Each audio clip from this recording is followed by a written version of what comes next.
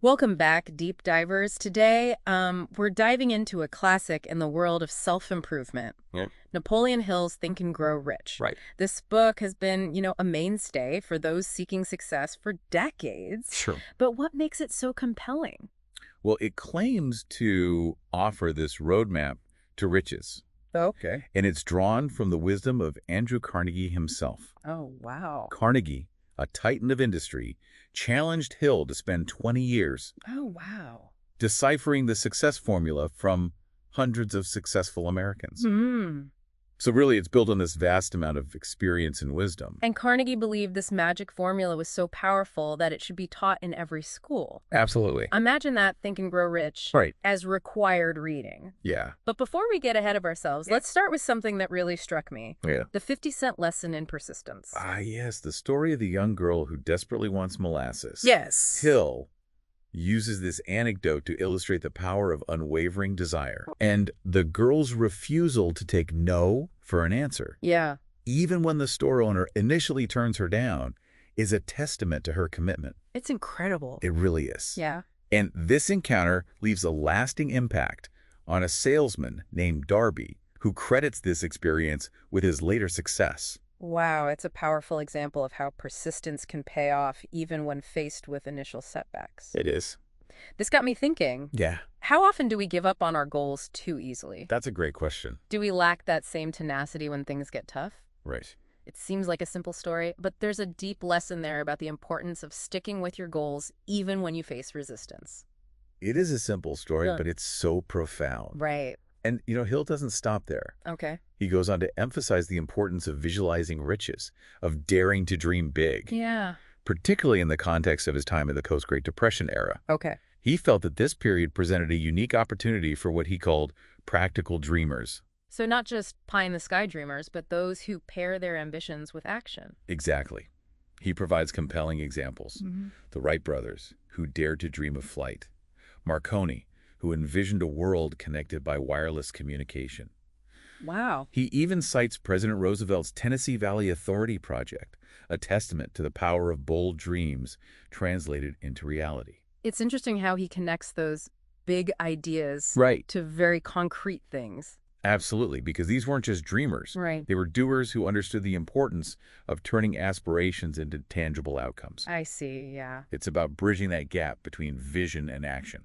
Yeah, these stories resonate even today. They do. But Hill gets really personal with the story of his son who was born deaf. Yes, this story truly highlights the depth of Hill's belief in the power of unwavering faith. Oh, wow. Despite the perceived insurmountable challenge, Hill never gave up hope. Yeah. He instilled in his son a burning desire, an unshakable belief to hear and speak. And what's incredible is that his son eventually had a breakthrough. He did. While Hill doesn't explain exactly how it happened, he attributes it to the sheer force of desire fueled by an unshakable faith. That's right. It makes you wonder, what could we achieve if we truly believed in ourselves and our goals with that level of certainty? It's a powerful testament to the potential of the human spirit. It is. Hill suggests that when we align our desires with unwavering faith, we unlock a level of determination that can overcome even the most daunting obstacles. Wow. And that's a powerful idea to consider as we move forward. It is. And that unwavering faith Hill talks about is a natural bridge to another core principle in his philosophy, Okay. mastering your thoughts and beliefs. Right. It's not just about having faith in a higher power, Yeah. but cultivating faith in yourself and your ability to achieve your goals. It makes me think of this saying, Yeah. whether you think you can or you think you can't, you're right. Right. Hill connects this idea of self-belief to something he calls autosuggestion, right? Exactly. Okay. Autosuggestion is essentially the practice of influencing your subconscious mind through repeated thoughts and affirmations. So it's like, Think of it like this. okay. Your mind is like a garden. Okay.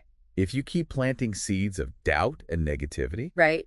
those are the thoughts that will take root and flourish. Of course. But if you consciously plant seeds of positivity, self-belief, and clear goals, you'll cultivate a mindset primed for success. So you're saying we need to be mindful of the stories we tell ourselves. Exactly. The internal dialogue that's constantly running in the background. Precisely.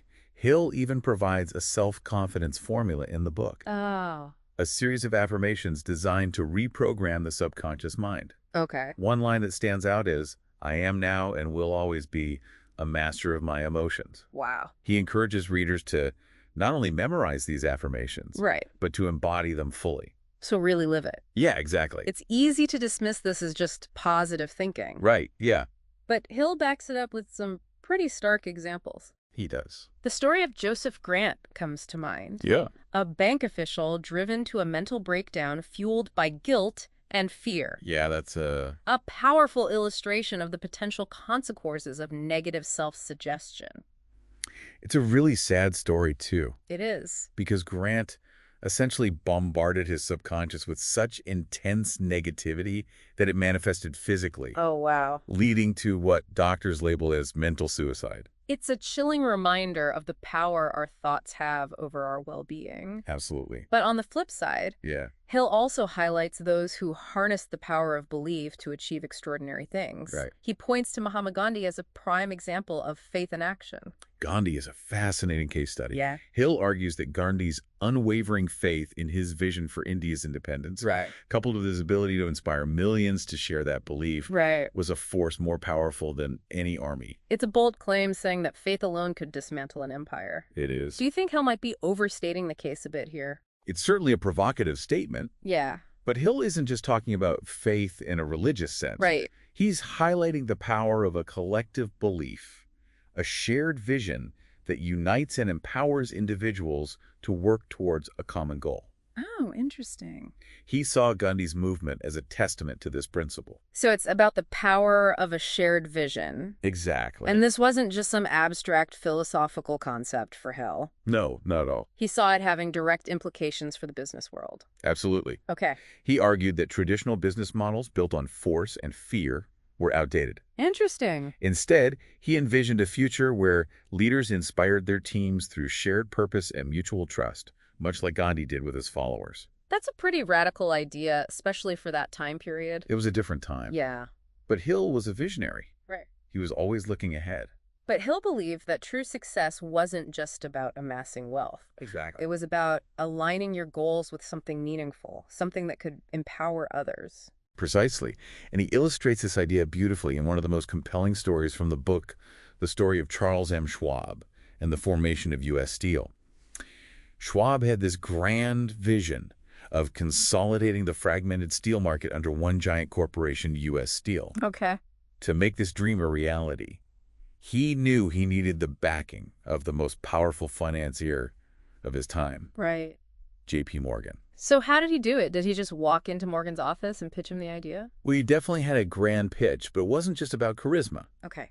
Schwab came prepared with meticulously researched data Okay. that painted a compelling picture of the steel industry's future. So he did his homework. He did. Yeah. He understood that a powerful vision needed a foundation of solid facts and figures. That makes sense. But it wasn't just Morgan he had to win over. Right. He also needed Andrew Carnegie, someone known for his business acumen on his side. And Carnegie was initially reluctant to sell. Really? But Schwab, through his compelling presentation and unwavering belief in his vision, persuaded him to join the venture. Wow. Hill points to this as a prime example of how a powerful idea fueled by unshakable faith can attract support and resources, even from those initially skeptical. It sounds like Schwab was a master negotiator with an incredible amount of confidence in his vision. Absolutely. But Hill doesn't just focus on these big, inspiring stories. Right? He also provides practical advice on how everyday individuals can achieve success. He does. He talks about the importance of organized planning, specialized knowledge, and the intriguing concept of the mastermind. He stresses that these elements are crucial for turning dreams into concrete realities. Okay. Let's take specialized knowledge, for example. Okay. You might think Hill is suggesting everyone needs a PhD, but that's not it at all. Right. He's emphasizing the power of going deep in a particular field, becoming an expert in something that truly interests you. So it's not about having a general understanding of a lot of things, but rather having a deep well of knowledge in a specific area. Exactly. And Hill argues that this type of knowledge is more accessible and affordable than most people realize. Oh, interesting. He even uses university payrolls as an example, Okay. noting that individuals with highly specialized skills often earn more than those in general education or administrative roles. I see. His point is that you don't need to spend a fortune or years in school to acquire valuable expertise. That's a refreshing perspective, but How does one go about gaining this specialized knowledge? Does Hill offer any practical steps? He does. Okay. He suggests starting by clearly identifying the kind of knowledge needed to achieve your goals. Okay. Once you've identified your knowledge gap, it's about finding reliable sources to fill it. Right. This could be through formal education, mentorship, hands-on experience, or even just immersing yourself in relevant books and articles. So there are many paths to getting there. Exactly. Okay. The key takeaway is to be deliberate and focused in your pursuit of knowledge.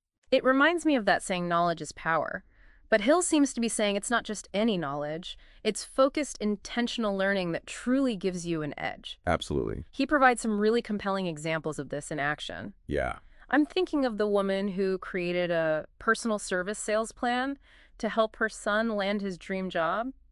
That's a fantastic example of how a strategic approach to knowledge and planning can lead to remarkable results. Right. This woman didn't just send her son out with a generic resume. Right. She helped him craft a personalized plan that showcased his skills, experience, and even his proposed strategy for excelling in the specific role he was targeting. And it worked. He landed an executive-level position straight out of college, bypassing years of entry-level work. It really did. While his peers were starting at the bottom, he was already several rungs up the ladder. It challenges the conventional wisdom of paying your dues and starting at the bottom. Right. Hill uses this story to illustrate that success often comes from a combination of preparation, strategy, and a bit of boldness. It's interesting how these stories resonate with people, even today. They do. He also talks about the importance of the mastermind principle. All right. For those unfamiliar, how would you define this concept?